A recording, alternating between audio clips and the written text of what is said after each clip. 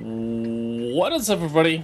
Circon bringing us another replaycast here in the STRV-74. This thing actually existed and looks fucking dope. I actually saw it in the Swedish tank museum like 2 months ago or so.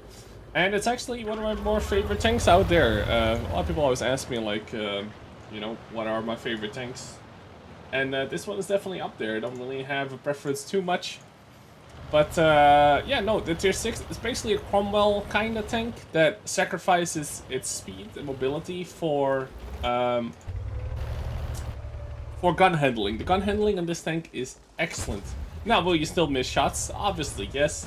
And that's also my first mistake. I fired with the T-34 peeking out. I should have never have done that. I should have been a little bit more careful there.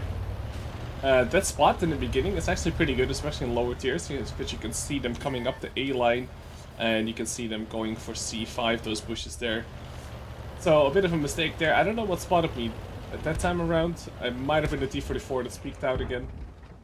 And this is where we just start firing towards the hill. Climbing the hill is always a good idea, but I didn't feel like my team committed any resources there. I'm here with the Cromwell and the Skoda. Like, if we all went hill, that would have been fine, but this time around, not so much. So pretty, you know, we made a mistake here by shooting at the T-44, otherwise you probably could have picked up a little bit more spotting. The next obvious spot is obviously here, where we see the KP-85, we back off just enough so we have the bushes again, and we'll land 2 shots at him as well. Now, the DPM itself is actually not crazy high compared to other tanks at tier 6, but unlike most other tier 6s, like everybody that has played the Cromwell will know that the gun handling is really poor, right? It's still probably the best tier 6 tank out there, but the gun handling overall is pretty poor, and that's where this thing actually really shines, are these like long range engagements where you can just pick them off. And as you can see, the aiming time and everything, it's like you're playing with first steps, and it doesn't even have first steps, which is even sicker because then you can mount fence, gun rammer, and optics. You know, and have that full view range as well. Now, I also run the consumable on this. I haven't really ran into many fires in this tank yet, but I only played it for like 30 games. I don't think I've died to a fire yet. So I think it's fairly safe to load food in this. Now, keep in mind it will cost you 10 to 20k a game extra, but if you want to go that extra mile, then you know you can probably get away with it. Now the base pen is 148, which is healthy, you know, that's a good pen for tier 6s. And then the APCR pen is 200, which is also really good. Again, slightly lower than like a Cromwell, but you can make those shots far more accurate, which is a lot better. And I'm only carrying 1 HE shell, because overall this tank doesn't get a lot of shells. So here we got, basically we're getting fucked by the hill, nobody's really shooting up. We have these 2 people doing absolutely nothing, the DKMX and the VK. And I'm just making basically a layered retreat or whatever. I don't know how you want to call this, but like I shoot a bunch of people, go back a little bit more, make sure that I don't get spotted, and then return fire this way as well. Now, hitting these Cromwells that are going like fucking 60 to 70 kilometers an hour down the hill is really hard, even with a gun like this.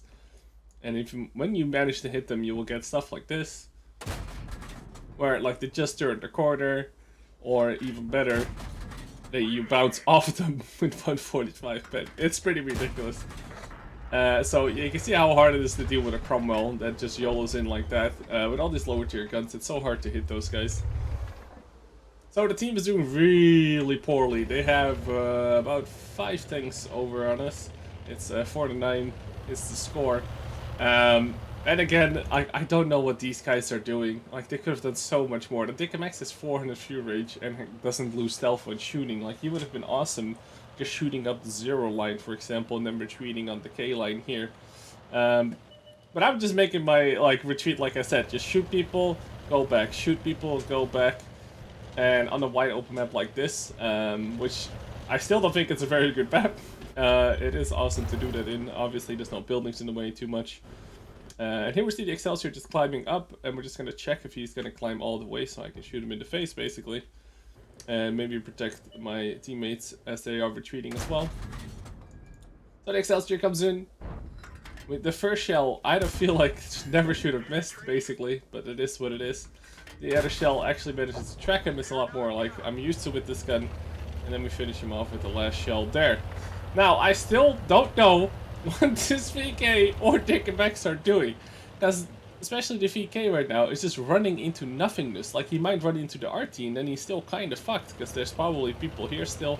There's almost always people at C5, because it has a nice overview of the cap, and where we initially fought as well.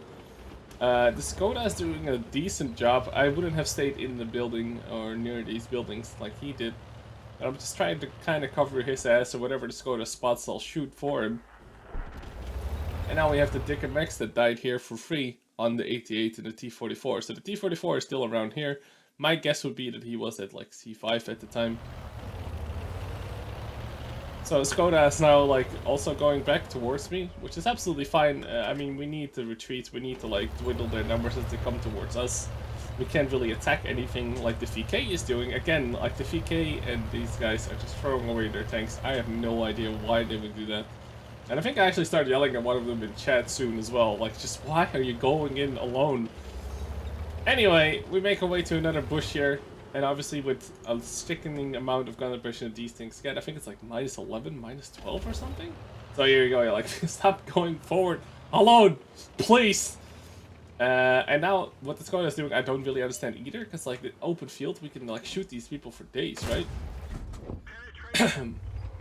So, Skoda put a shot into him, now the Crusader comes in, I take direct cover behind these bushes. Obviously this bush is going to provide me with full cover. The Cromwell comes in as well. He's like, oh, how did that guy die? And then he starts aiming at the Skoda, I believe. It's not really paying too much attention. As you can see, the gun handling in this is just awesome. Yeah, it will still let you down because roll tanks are RNG. But for the most part, this gun is just an absolute joy to shoot at these tiers. It's so refreshing to have a gun like this. Now the Panzer for H. Again, waiting till he's in cover. And between cover, I'm reloading or I'm just not shooting. So I don't get spotted either. The Cromwell comes in, shoot at him in the face. And he's like, oh, what? Oh, something shot me? Oh, well, that's difficult. So, yeah, okay, nice meme. And those are the same Cromwells that YOLO in and get half my team killed, you know? Because they just go like 70 kilometers an hour and no one can hit him. So I spot the Skoda here, which is a bit of an odd spot if you think about it. But the cupola on this thing is actually, you know, kind of high up. And this is where we spot from. So I actually spotted him without getting spotted back.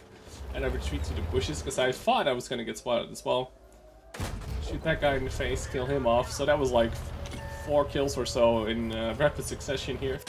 Now I'm on my own. The T44 has shots again, which is super annoying. The T44 has been annoying the whole game through, and he has 6 kills as well. So he's doing well for himself. Now here is where I start kind of making mistakes. So I obviously got spotted there, and I go make a move that I'm pretending to go this way, right? Then I double back and go around the other way, because they're capping us all with one guy.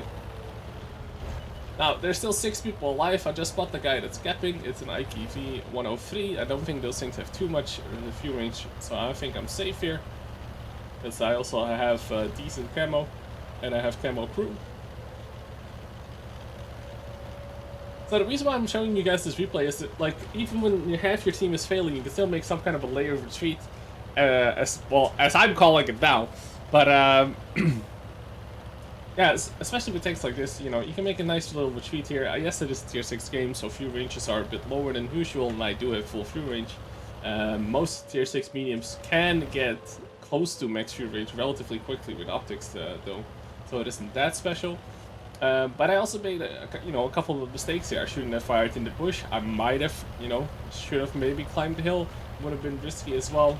The retreat there was kind of nice. And now is where I start getting a little bit, this is where I start making mistakes.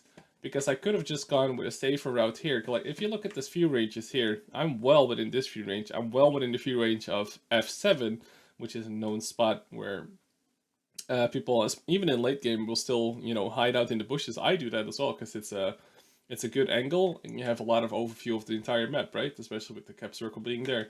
So what I should have done is just gone around the safe way, but now I get spotted. And I'm basically fucked, right? They have so many tanks left still. I actually get very lucky here, not get shot up too much. I spot the artillery there, and then try and make my awkward retreat. I'm like, alright, RT, you gotta die, son. Getting the top gun as well. But in all honesty, like, if I made a little bit of a more, you know, laid back approach to it, I guess. If I went this route, I would have been off so much better. And going for the artillery, the kill shot as well, is probably was not a good idea. It took so much return fire forwards, because in the beginning, I was actually relatively safe, right? If I stayed back and maybe climbed up somewhere else or waited a little bit longer to get my camo back, it would have been a whole lot better. So here we're drowning flexes right now. But with the gun depression and everything, as you can see here, like the gun depression is so sick on this thing. It's so good. So now I'm just like, alright, this is awkward, right? I think I got spotted by F6, probably the T-44, or the Panzer Soufflé would be even worse. So I'm just like, alright, it's time for some blind shots, and I think I got shot from here. And this is where my money starts draining, because I'm using the APCR to blind fire. Only having one AP shell left, though. Thinking 3 shots, that would kill a Panzer Soufflé. So if he's not there, where else is he? So we take the next push, start shooting there as well. Basically losing all my ammo and my hopes and dreams to ever win this game. But I just want to get more damage out of the game before I die. Also, having the top gun is kind of nice, because now I get courageous resistance. Try and go to the next push, still don't spot anything. And I'm just like, right, they're gonna cap in 12 seconds. You know, I could like stay alive and be a little pussy, or I can just go forward and maybe have another shot of damage. So I end up just going forwards here. And that's where the T-34 was all along, the sneaky bastard. And I have a feeling he might have had a really good crew / binos, because he's been doing a really good job spotting, and I don't think the T-34 has that much. I think it's like 350 free range or so. Thanks, Creative Cloud. I really appreciate it, making that sound in the replay. So here's where we get fucked. And then the Panzer Soufflé is actually in the bush we blind fired. He's actually in the correct bush, but we fucking missed him. I don't know how we missed a fucking toaster at these ranges, because by god is it a big tank. With those huge, which historically were like things you like unfold and then you could shoot the gun 360 basically.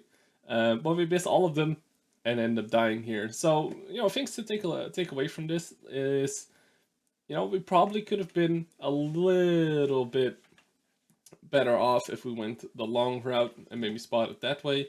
And also, we should have taken more heat and caution with these two guys being in these bushes as well. That's something to like keep in mind for the next game. But I think I showed you guys a loss as well. You know, I don't win all my games, and I'm only human as well. I make my mistakes. But overall, still a fairly good game, making the most out of a really shitty situation. And picking up the top gun. So we do get the courageous resistance. So if we take a look here at the post-game results here. It was a defeat. We still got an ace though. We got the top damage. The rest of the team really didn't do much. I still feel like the Dickerbacks and the VK basically kind of threw it away for me. On the other hand, if I played a little bit smarter, I probably, well, maybe could have gotten away with it, you know? So the 88 was still in full health as well. That would have been a hard target. With the T-34, Panzer Soufflé, IKV, and the RT, I should have been able to deal with. I still had an HE shell left for the Hummel as well. But all in all, I did lose some money. Basically, with the last, I think it was 6 blind shots with APCR, I lost some money there, unfortunately. But it is what it is. We still did 4,500 damage, 6 kills, almost 900 XP with that courageous resistance. So yeah, overall, pretty nice game. Hope you guys enjoyed it. Like I said, it is a defeat, but you know, you have to learn from your defeats as well. Hopefully you find it a little bit more educational than the usual stream highlights. If you did, make sure to subscribe, maybe watch more of our videos. I have more replay casts coming up as well in the future, of course. I will keep doing those. I might do some more user-submitted replays as well. If you have a good replay, leave me in the comment section below. I'm not going to promise I'm going to use any of them, but if you want to take the chance, leave a link down below of the current patch Riddle Tanks replays. That'd be nice. In any case, thanks for watching, and peace out, guys.